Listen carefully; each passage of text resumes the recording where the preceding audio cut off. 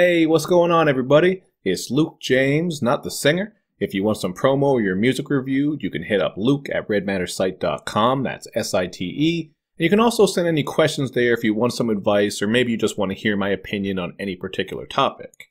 You also want to make sure that you check me out on Twitter and IG at LukeJamesBGN and on Facebook.com/LukeJamesReview. And make sure you subscribe to the YouTube channel and check me out everywhere else. You can actually now find the podcast on SoundCloud, Spotify, and iTunes as well.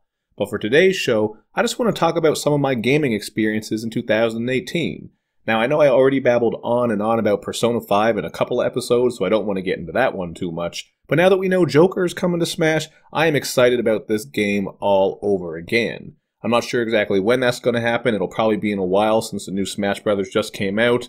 But there have been some other rumors swirling around about Persona 5 coming to Switch. And I guarantee you if that shit happens, I'm definitely going to pick up a copy and I'll probably drop another 100 or so hours on that game easily. I know this one dropped originally in 2017, but that was still my favorite game this year, and if we get a Switch port, I'm gonna be all over it. Like I said though, I already talked about this in some past episodes, so if you want to know what I think about it, go ahead and check those. But one game that I wanted to talk about in this episode is God of War. This one has already been given rave reviews and has won some Game of the Year awards, and I'd say that that is all very well deserving. I got this game right when it came out because I did love the previous God of War games, but this one seriously took it to the next level and actually surprised me with all the depth that it had going on. Now, it has been a while since I played it because I beat it a long time ago, back when it first came out, so bear with me as I go over some of the stuff that I loved about it because I'm sure I'm going to leave something out. I also want to take this opportunity to ask you guys to hit me up with what some of your favorite games and experiences from 2018 were, especially if you're listening on YouTube, where you can sign off below in the comments, or you know what, you can hit me on Twitter, IG, wherever you want. So first of all, I absolutely loved the story in God of War because it was so cool to watch that relationship grow between Kratos and his son Atreus as the game went on. You're going to see all kinds of different shit brewing between them. There are times when you love both of them. There are times when you might hate both of them or love or hate one or the other. There's just a lot of emotion in this game and great dialogue that really sucks you into it. I thought it was especially cool how the game started with you having to lay Kratos' wife to rest because it really does set the tone for the game as they begin their adventure. And what a big-ass adventure it is. The atmosphere is incredible with all the amazing mountains, statues, and other landmarks as you run and even paddle a canoe around the world. And there are just so many cool monsters and fun boss battles. Throw in the bits of mythology and lore that you get throughout this game, and you really are getting a full package here. Very immersive, it sucks you in with the graphics that are fantastic as well. I mean, right from the title screen, it just flows into the game and into the cutscene, so I thought that was cool how they pulled that off. And I was also constantly amazed by the great voice acting. There are so many discussions and interaction throughout the entire game. Even when you're just running around or in that canoe, you're going to get little tidbits here and there. And I especially thought it was cool once you get Mimir. I'm not going to say how you get him or how that all works out, because that'll maybe spoil it for you. But once you do get him with you, it's hilarious some of the stuff that he has to tell you, and also informative. You can also look at the two Dwarven brothers who had me laughing out loud at times. You got Brock with his filthy-ass mouth and Sindri with his germophobia. There are just a lot of great characters in this, and the story is so damn engaging. Easily one of the most engaging stories I've ever got to play in a video game. But as for the play mechanics themselves, I'm pretty sure that throwing the Leviathan axe around and summoning it back was some of the most fun I've had with any weapon in any game. Not just the feel of it, but even that sound when it whizzes through the air, thuds into something, or maybe into someone, and then flies back into your hand. Really one of the coolest ideas I've seen in a while, and then when you pair that up with all the RPG elements, you really get a lot of customization. We know that the past God of War games had some of those RPG elements too, but they really did take it to the next level with this one. There are just so many different skills, attacks, gear, and spells to play with, both with Kratos and his son Atreus, since you get to control both of them. But what really stuck out to me was all the different armor options in particular. As a diehard RPG fan, if you're like me, you know it's all about the loot, and I like how this game had that variety because it allowed you to play in different ways. If you wanted, you might focus more on attack power and defense so you can get right into the thick of battle, or maybe you want to invest more in your magic and skills so you can stand back a little bit, fire some shit off, make use of those skills without getting right into the middle of it. Myself, I was all up in that shit. I focused mostly on attack power just so I could get out there and kill things fast, but there are so many different things to mess with here. In particular, I thought some of those late game armors were cool because you get to mess around with how powerful they are, man. You get all kinds of different things to play with here. and you do get the dual blades back eventually in this game, and that opens up a whole new bunch of mechanics. I actually found that the pacing in this game was cool because there's not really any time where you're bored or feeling like there's nothing to explore or new things to discover. They really keep throwing things at you. I mean, you can just go through and play the main storyline and follow along, but I continuously was getting sidetracked. And I actually loved that. That wasn't something that was cumbersome, you know? I didn't feel like, oh, I gotta get back to the main story. I just had so much fun discovering new lands, killing big monsters, doing all those things. So it was just a great game all around, and I really did enjoy it. So you know what? If you haven't played it, I hope you did get it. I think it actually went on sale back around Christmas time, so that would have been the best time to pick it up. But I'm sure you can find it again sometime soon. Now, since I did talk a little bit about the customization and big boss battles, I really wanted to talk about how great it felt to kill all of the Valkyries, man. Especially that last one, because she was a real motherfucker, man. I swear to God, that was one of those battles that took me plenty of times to beat. I was definitely on the edge of my seat, sweating, swearing, and just ready to take my PS4 and fucking throw it in the dumpster at times, you know? You know when you're doing one of those boss battles, you get them down to like one hit, you're like, oh fuck, okay, keep it cool. I can do it. Don't do anything stupid. You can do it. Oh man, then they hit you with some new shit you ain't seen before, or maybe they just hit you with something because you're getting sloppy, your hands are sweaty, you're slipping on the controller because you've been playing this motherfucker for so damn long. But you know what? I just like that this game gives you plenty of challenges, and it's not an all-out cakewalk. Defeating that last Valkyrie in particular is one of those gaming moments that actually made me feel proud. And I know to non-gamers, that sounds nerdy and goofy as hell, but if you're a gamer, you know what I mean. Some games have those difficult moments that when you actually overcome them, it really feels like a badge of honor, as if you accomplished something, man. I can't think of the last time a boss gave me such a headache like that, but I think if I had to guess, I'd probably say the final boss in Shin Megami Tensei 4 Apocalypse. Long-ass name, great game, but that boss basically cheats through the whole damn battle, man. One of those instances where you can't fuck up even once. If you do, you're done. You gotta be completely on the ball, but that's a topic for another day. But you know what? If you have any hard boss battles to share with me that you experienced in 2018, or maybe some difficult missions in a game, or even just some bad missions that you're like, man, this is boring, I hate doing this, whatever it may be, you can also let me know about that in the comments section, man. That is what it's all about. So as far as PS4, Persona 5 and God of War are definitely the games that held me down this year. And unfortunately, I don't have an endless supply of money to buy every single game that comes out, so I missed out on a lot of the other huge ones. I know a lot of people had Spider-Man and Red Dead Redemption on the go. I wanted to get those, but it really is hard just to pick exactly what games you want to play. Especially with me, my life is pretty busy with my growing family, so it's not like I can just burn through games all the time. So I have to kind of pick carefully. And one game that I did pick, that I thought was a careful pick because I love the series, was Soul Calibur 6. But as I discussed in the last gaming episode with Granddad Wooly, shout out to Wooly, I was just a bit disappointed with that one, man. Not even that it's awful, but it really didn't keep my attention, and I quickly moved on to other things. Just another Soul Calibur, which if that's what you want, of course that's good. But I don't know, man. I think I'm just kind of growing out of fighting games a little bit. Although there is one on the Switch that I obviously had to pick up, Smash Bros. Ultimate, which we will talk about when we come back from the break. Because you guys know I love my 3DS, but it is slowly getting killed off, so I did decide to pick up a Switch during the holiday season, man. We're going to get back into that when we come back from a quick break, as well as some of the other Switch games that I love. So stay tuned. I'll see you on the other side. Hey yo, this is Mike Seatown from the Dead End Hip Hop crew, deadendhiphop.com, MikeSeatown.com. You're here listening to the Luke James podcast. Like it, love it, dig it, all that. All right, welcome back everybody. As I said before the break, I did get myself a Nintendo Switch, and it has honestly been some of the best money that I have spent in a long ass time, man. I actually got a cheap bundle off of Amazon that came with Mario Kart 8 Deluxe, so that's been pretty fun for the casual gaming side of things. I'm not going to sit down and play Mario Kart for hours at a time, but it is fun to break it out once in a while, and I've already cleared pretty much all the courses, so I've had fun with that. I also had to pick up Octopath Traveler and Smash Bros. Ultimate. I ordered those two games right when I ordered the Nintendo. And I did get Disgaea 5 and Diablo 3 off the eShop since they were on special during the big holiday sale. So, needless to say, I'm all set with games for a little while. I also had to get a SD card because I didn't even know when I got the Switch that it had such little memory. I couldn't even download some of the games that I got off the eShop. But it's all come together now, and I've really been playing the hell out of the system, man. Oddly enough, though, I haven't yet used it on my TV, and I've already had it for a couple of months now. I just love that handheld mode because, as I've said before when talking about my 3DS, I'm constantly on the move since I have so many kids here, and I got to be able to carry the game, turn it off in an instant, and just move around. You know what I'm saying? You can't really get too deep into a game when you have rowdy-ass goblins running around who might pull out the cord or turn it off. So I really have liked that aspect of it. Of course, I did get a screen protector and also this thick, heavy thing that goes around the handheld version just to keep it together because you never know, you might drop it, it might slip or whatever. I really put a lot of money into this system, and so far I'm really enjoying it. So, I want to talk about Smash very quickly because that's one of the hottest games that came out in 2018, and I did play the hell out of Smash on 3DS back when that one came out. I really enjoyed it. Of course, I played all the other older ones. In particular, the original on Nintendo 64 was so damn good.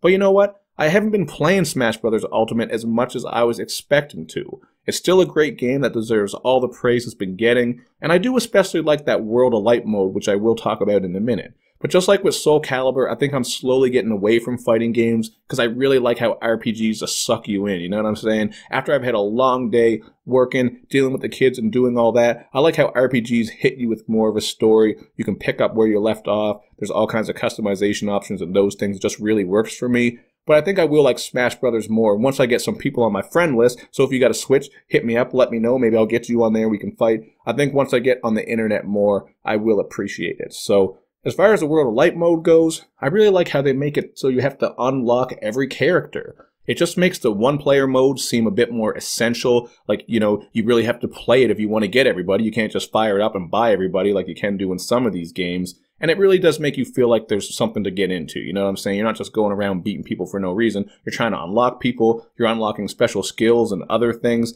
and it is very engaging how you have to move around the board fighting battles under various circumstances. There are just so many fights to do. I know there are some tricks to actually help you unlock the characters quicker, but I didn't want to do that. I'm still actually playing World of Light, unlocking people, because it is a little bit like an RPG, you know what I'm saying? It gives me that RPG element that I like, so I've had fun with that. And all the fun elements that you would expect from a Smash Brothers game are still there, man. They're not really doing anything that's too different. I mean, obviously the World of Light mode is kind of different. They did spice things up, and this is just the ultimate Smash Brothers game, hence the title. But you're getting all those beautiful stages, an incredible soundtrack, hundreds of classic video game characters who show up in a bunch of different ways, whether you can play them, whether they're, in the background of a stage or an assist trophy. This game is really kind of like a video game museum because it's just filled to the brim with all these minor details and Easter eggs that I think gamers can appreciate. Even little stuff like certain characters taking damage in the water, or as I said, just spotting a familiar person or landmark in the background. There's just so many things of this that I think gamers of all ages are really going to enjoy,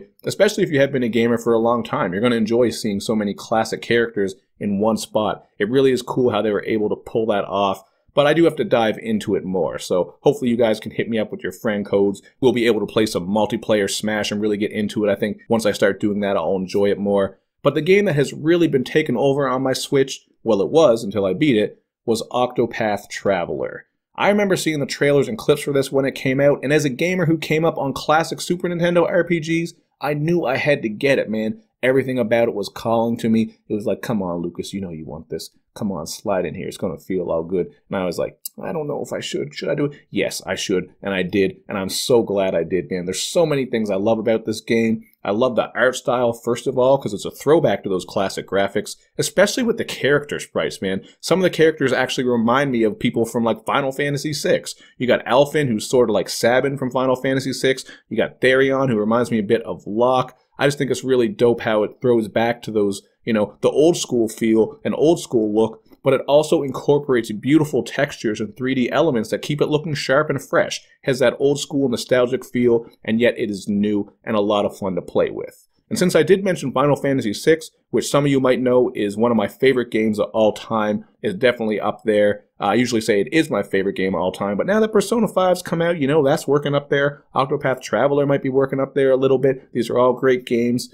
But there actually was, I don't want to say it was a rumor, but someone made a post about what Final Fantasy VI would look like if it was remade with the Octopath Traveler engine. Can you imagine how perfect that would be? I swear to God, I would pay full price for that if it happened. But getting back to Octopath Traveler itself, I will admit that I didn't get invested in all of the characters, and as it did go on, I found myself skipping through some of the draggier stories and cutscenes. That's not to say it's all bad, but it certainly doesn't have the punch and smart dialogue like, say, Persona 5 had going on. It's not going to suck you in that much, but it depends on which character you like. So certain characters really had me more interested. I really liked Therion's story, as well as Ulbrich. They really had good ones, and Cyrus. But, there were some other characters that I really skipped out on, and I didn't play as much unless I really had to. I didn't play as the cleric girl. I forget what her name was. Her story was just boring as hell. I didn't care. Wasn't big on the girl who was like the merchant. Wasn't big on that. But you know what? They still force you to play as all these different characters as you go through and play their chapters,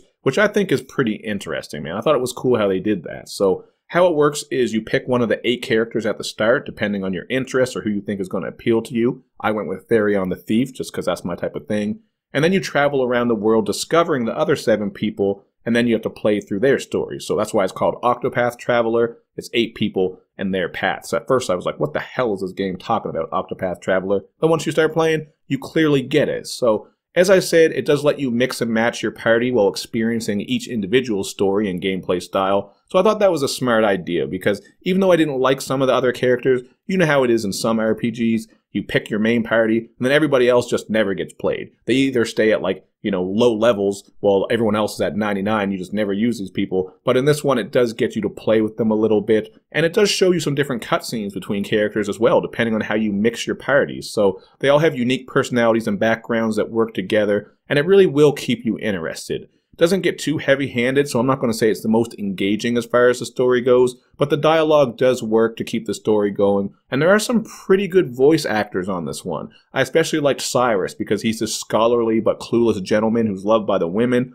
and I think it was kind of cool to see that the smart character, or the wizard, just to see him not be a dork for once. Usually he's dorky, but in this one they kind of painted this picture of him as like a handsome guy that all the girls liked, but he was just kind of goofy in the sense that he didn't pay attention to them or really care, because he was just in his books and stuff, but he wasn't that big of a dork. So that's just one example of one of the characters and how he was kind of cool. And they do all have their own story. So, you are getting a bit of a class system here. Each character can do different things. I mentioned Therion, he's a thief. Cyrus, he was a wizard. And in a way, that's a throwback to the early Final Fantasy games. So you get to customize your characters. And I do like how pretty much any combination can work as long as you pick the right gear and skills. It's not like you pick this one sub-job for one guy and it's useless, it's pointless, you wouldn't bother, because you can make it work. For example, I was using Therion, the thief character, and I had him with the sorcerer sub-job, so I was casting all kinds of spells, but I had that speed of the thief, and I was also able to steal HP and SP as needed. That's just one example, and I had a lot of fun doing that. And there are plenty of jobs to choose from. You do get everyone's regular jobs, so if you want to take Therion the thief and you want to take Ulbrich the warrior, you can switch their sub-jobs, so Ulbrich's a warrior/thief, Therion's a thief/warrior, you can do that. There's a merchant job, the wizard, the cleric. But then there are 4 secret jobs that are extra powerful, man. You can unlock those as well. But first, in order to do it, you got to do these battles that are hard as hell, just like those God of War Valkyrie battles I was talking about. I'm talking about battles that are 15 to 20 minutes long. You can't make one mistake or you're gonna die. The results could be disastrous. If you miss a turn or you just do something wrong by mistake because you're in the middle of the moment, you could die and be dead. But once you actually get those jobs, you feel so good because they're so helpful. And the battles were hard, man, so you get to wear that as a badge of honor. And on the topic of the battles, I really love the battle system in this, because what you have to do is exploit the enemy's weakness in order to break their shields. So it might start off in a battle that a certain enemy has 4 shields and they're weak to a sword. So if you hit them 4 times with the sword, it takes away those shields and opens them up to a whole new level of damage. I just think that was a really cool idea, because it actually makes you want to use those weaker weapons and spells. You know what it's like in RPGs sometimes. You got a busted ass staff or a rod maybe, or maybe some arrows or something that are just weak as hell. But at least this way you can use that to break the shield, to set someone else up to do some really big damage. So I think that was just a cool element to add, because you don't just go through this game mashing your biggest spells and your biggest attacks. You really have to set things up a certain way so that you can win the battle. And this is especially true in some of those harder boss battles. Now, just like with other RPGs, there are also tons of equipment. There's so much that you can mix and match. And one of my favorite things from this game was the ability to steal equipment from the townsfolk. Every character actually has a special ability that they can use out in the world, whether it's getting information out of an NPC, challenging them to a fight to move them out of the way, maybe asking them to tag along as a summonable character. There's all kinds of different stuff you can do, but the ability to steal was definitely my favorite. The way it works is when you go into their, you can take a look at their backpack by clicking on them, and then it'll show you the percentage chance you have to steal it. So you have so many times that you can try before you get basically shunned by the town and you can't talk to anybody. So what you can do is just save it and keep trying if you want to spam. But usually I just went with it, and if it failed, all you got to do is pay the tavern keeper to basically spread good rumors about you. That's what it is. So then everybody likes you again. You can try again. But either way, it is such a good feeling when you steal some overpowered weapon that you have like a 5% chance of stealing. You get it, and all of a sudden you're just tearing shit up because you got this crazy axe. So I thought that was a lot of fun. I love this game. I could go on and on about it because I think it's a must-buy for any RPG fan who has a Switch. And hopefully we do get some sort of sequel, man. I would definitely play another Octopath Traveler, or maybe if they made another game with this same engine like I talked about with Final Fantasy VI. But the other game that's been getting a lot of my attention lately is the Diablo 3 Eternal Collection.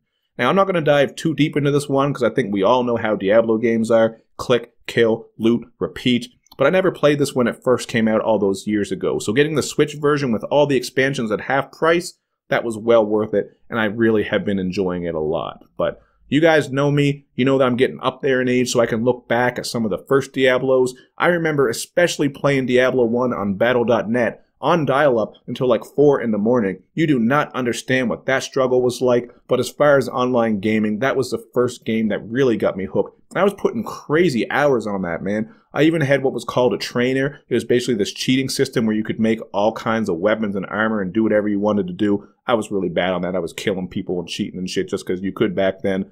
But it was a lot of fun. Then the second one came out, and that was even better. So it was only natural for me to finally play the third one. I'm actually kind of surprised it took me this long, but what better time to get it than, like I said, when it's on sale and you just got a new Switch. But one of the first things I noticed about this is how damn easy it is, man. That first Diablo was hard as hell. I still remember the first time I ran into the butcher and he just fucked me up, and then I had to rethink my whole strategy. But I played through my first run on this new one on normal mode, and I never died once, man. I didn't even need to use a potion. I don't think my health even got down to half. But speaking of potions, I really like how they streamlined things in Diablo 3. You no longer have to stock up and rearrange hundreds of potions and scrolls anymore, because you basically have unlimited. You can town portal whenever you want, identify everything on your own, and you have one bottomless potion on a cooldown timer. As I said, I haven't really been in any dire situation where I was just burning through potions. I think there may have been like 1 or 2 times as I've worked my way up to the harder modes, but I haven't really seen anything that glaring that's that difficult. But even still, man, it's a lot of fun. And I think really the only time I can remember dying, maybe it was once or twice, it was when a bunch of guys had me trapped and they exploded. And I didn't even know what was going on. I just saw these orange circles underneath them. I was like, what the fuck is that? And then boom, boom, boom, I was dead. So that was more of a fluke than anything else. But I still do find this game pretty easy, even on the higher difficulties. I think I'm on Torment 3 now. Maybe it's going to get even harder once I go up. We'll see what happens. But regardless of that, it is still addictive as hell, man. Especially since it's the first handheld Diablo game that I know of. You can just take it anywhere and just,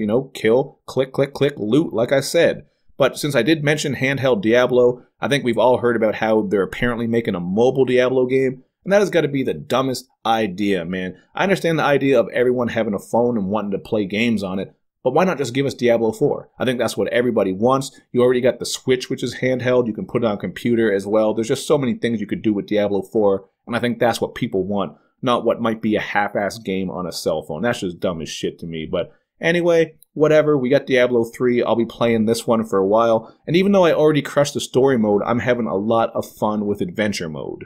So after you play through the chapters, you get the story, you beat Diablo, you beat the guys in the expansions, whoever the fuck they were, I forget. You get adventure mode, and simply put, this is just you traveling around to specific spots on the map, killing bosses and completing bounties while unlocking better and better equipment.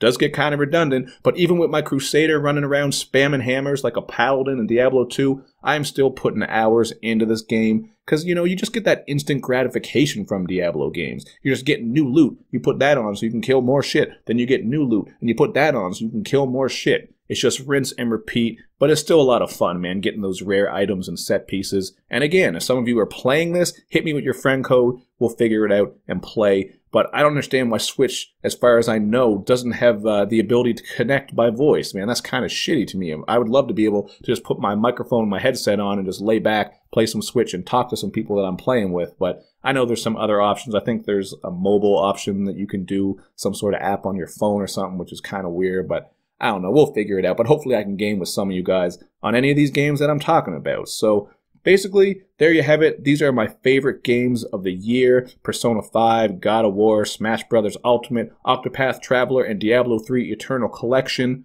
So there we go, man. That's a bit of gaming talk. Now we are going to go into one last break, and then we're going to come back, and I just want to very quickly talk about Bird Box, man. This has been one of the most talked about movies over the past couple of weeks. Everyone, I think, watched it over the holidays, and there's just all kinds of fun shit to get into, so it'll be a quick little segment, but we'll talk about Bird Box to wrap things up, and hopefully you guys will enjoy it. What up, y'all? It's your boy P. Sake, MC out of Chicago by way of Cincinnati, Ohio. You're now listening to the Luke James podcast. Luke James, not the singer. Scorsese of this music review shit. I just fucked that up. It's all good. You can hit me up on Twitter. It's Pete Sake Music, Sayke. You can find my music anywhere you find your music. Heaven Can Wait out now. Golden Rule coming soon. Yeah, Luke James. All right, we are back. Welcome to the last segment of the show, where I'm very quickly going to talk about the Netflix phenomenon called Bird Box. And there are going to be some spoilers here, so keep that in mind if you haven't seen it. Now, if you're somehow unfamiliar with Bird Box, you must be living under a damn rock, because during the holiday season, this movie was responsible for a lot of Twitter activity and especially a ton of memes.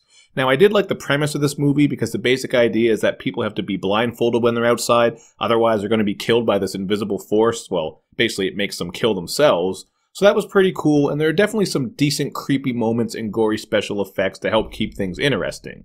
So now we got Don't Breathe, where the guy is blind, A Quiet Place where you can't make a damn noise, and now Bird Box where simply being able to see something can kill you. I'm sure 1,000 people have already made the jokes, but what are we going to get next? Something about where you smell or you can't smell, like you're taking a shit and then all of a sudden a demon is just eating the soul out of your ass or something? I don't know. I'm just throwing that out there. Maybe someone who makes movies is going to hear this and then make all kinds of millions of dollars off it. I don't know, but this seems to be a trend where they're really playing with different senses, and that's just an idea that I think people have been laughing about and carrying on about. So, you know what? There is a cool concept here, but I didn't really think this was a great movie overall. It was certainly fun to watch and to be a part of all the discussions out there, but between the cliches, plot holes, and the lack of a real explanation about what the forest creatures or whatever the fuck it was, this movie also got a bit frustrating, man. I know there are these tidbits here and there that do give hints as to what's going on, like when the nerdy guy is dropping that mythological knowledge, but sometimes I don't like when a movie leaves things so open to interpretation. It simply works sometimes, like in the classic horror movie Martyrs, where we're actually left with something interesting and philosophical to talk about. But here, it just felt lazy more than anything else.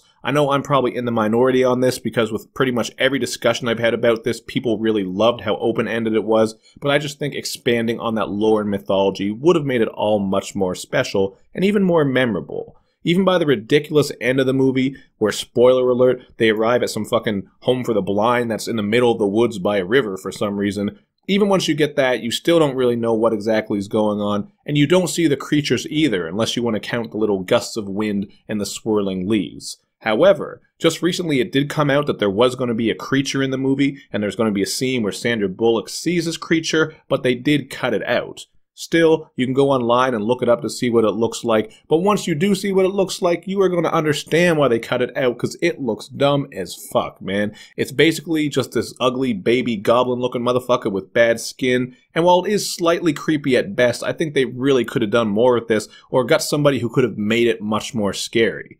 Of course, the idea here kind of ties into the main character and how she has this fear of motherhood, because the overall idea is what people are seeing is something that they feel close to or something that they fear, something that really strikes them personally. So that is kind of a cool idea, and we do get that that's what's going on, but where did it come from? What do the creatures look like with different people? I think these are some things that really would have helped the movie, in my opinion. But hey, some people like it when you do get that mystery there. But goddamn, you see what that creature looked like, and you fully see why they didn't bother putting it in there. So, as I said, I know a lot of people like that open nature that you can just go on about and maybe discuss this is what happened or whatever, but I didn't think it was that strong of a movie to really come across as this great mystifying idea, in my opinion. In order for that to work, I think there has to be a little bit more given to the audience, but again, I don't know. This is just me. I'm just rambling and saying the same thing at this point, but that was one of the main things I took away from this movie, man. I wanted a bit more of an explanation, because by the end of it, I just didn't really care. It just didn't feel like it weighed that heavily on me. I was like, okay, there it is. Some weird shit happened. We're not going to get an explanation. Boom. There it is.